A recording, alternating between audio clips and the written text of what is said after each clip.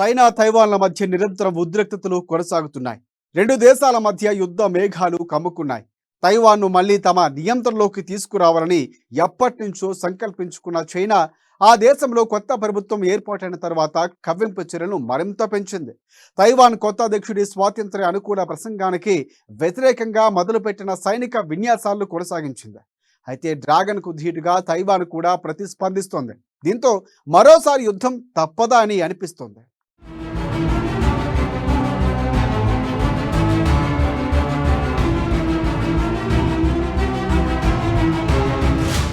China Taiwan మధ్య యుద్ధమేగా.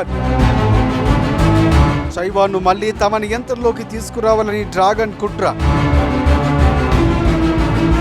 తైవాన్లో కొత్త ప్రభుత్వం ఏర్పాటైన తర్వాత చైనా కవ్వింపు.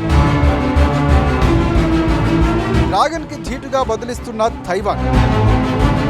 తైవాన్ చైనా అంతర్భాగంలోనిదేనని డ్రాగన్ వాదన. అంతర్జాతీయ సమాజం మద్దతు కోరుతున్న లై. ప్రతిచర్యలు తప్పవని హెచ్చరించిన చైనా. గతంలో కంటే ఈసారి విన్యాసాలు పెంచిన చైనా.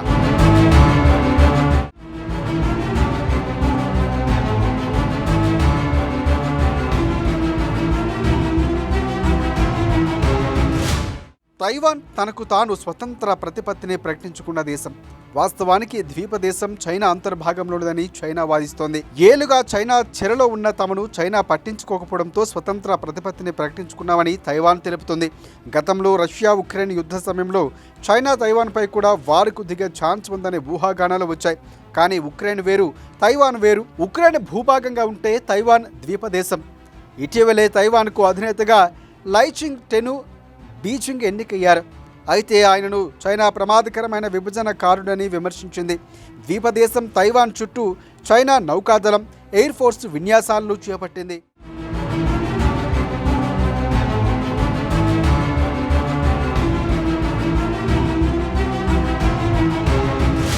(1949) నుంచి తైవాన్ స్వయం పాలనలో ఉంది. చైనా ప్రధాన భూభాగంలో అంతర్యుద్ధంలో చైనా కమ్యూనిస్టు పార్టీ చేతిలో ఓడిపోయిన జాతీయవాదుల తరువాత ద్వీపానికి పారిపోయారు. అయితే తైవాన్ తనలో భాగమని బీజింగ్ చెప్పుకుంటూ వస్తోంది. లై మాత్రం మాది స్వతంత్ర దేశమని చెప్పుకుంటూ వస్తున్నారు. తమకు మద్దతునివ్వాలని అంతర్జాతీయ సమాజాన్ని కోరుతున్నాడు. ఇటీవల అధ్యక్షుడిగా ఎన్నికైన లై తైవాన్ ప్రజాస్వామ్యాన్ని పరిరక్షిస్తారని, రెండు పక్షాలు ఒకదానికొకటి లొంగవని ప్రమాణ స్వీకార ప్రసంగంలో ప్రతిజ్ఞ చేశారు. ఈ ప్రసంగాన్ని స్వాతంత్ర్యాన్ని ఒప్పుకోవడంగా అభివర్ణించిన చైనా ప్రతిచర్యలు తప్పవని హెచ్చరించింది. ఈ నేపథ్యంలోనే యుద్ధ విన్యాసాలు కూడా చేపట్టినట్లు చైనా పేర్కొంది.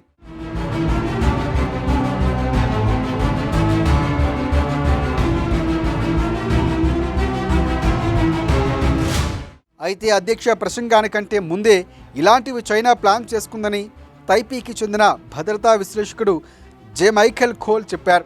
లై ఏం చెప్పినా వినబోమని బీజింగ్ ఎప్పుడూ నిర్ణయించుకుందని ఆయన ఇంటర్నేషనల్ వార్తా సంస్థతో అన్నారు. ఆగస్టు 2022లో అప్పటి US House Speaker Nancy Pelosi Taiwan ద్వీపాన్ని సందర్శించిన సమయంలో చైనా ఇలాంటి విన్యాసాలు చేసిందని ఆయన చెప్పారు. ఈ విన్యాసాలు తైవాన్కు, దాని మిత్రదేశాలకు ఒక సందేశమని విశ్లేషకులు అభిప్రాయపడుతున్నారు. లై చైనా విషయంలో స్వరాన్ని తగ్గించడం, చైనా అనుకూల వైఖరికి తిరిగి రాకపోతే తైవాన్పై ఒత్తిడి కొనసాగుతుందని, ఇది లై, వాషింగ్టన్ రెండింటికి హెచ్చరికని ఇంటర్నేషనల్ క్రైసిస్ గ్రూప్కు చెందిన అమండా హిస్నాయావో చెప్పారు.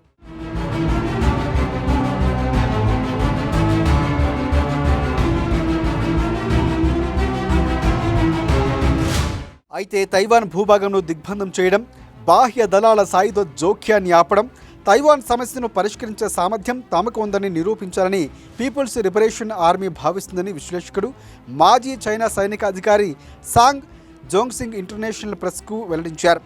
ఏది ఏమైనా గతంలో కంటే ఈసారి విన్యాసాలు చైనా పెంచిందని, ఇది ముమ్మాటికి చైనా వ్యతిరేక దేశాలు తైవాన్, వాషింగ్టన్ లాంటి వాటికి హెచ్చరికని విశ్లేషకులు భావిస్తున్నారు.